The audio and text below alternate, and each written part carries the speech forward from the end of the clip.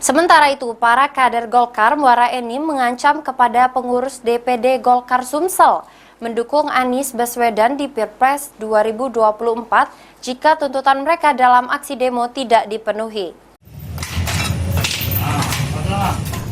Selain melakukan aksi protes terhadap hasil musdalub DPD Partai Golkar Provinsi Sumsel, kader Golkar Muara Enim juga mengancam aksi ini jika tidak dipenuhi.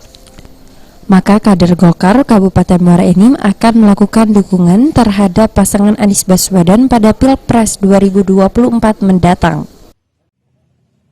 Kalau memang tidak diindahkan, kami kader-kader Partai Golkar Kabupaten Muara Enim akan memasang baliho Anies Baswedan sebelah kiri dan memasang Ganjar Pranowo di sebelah kanan.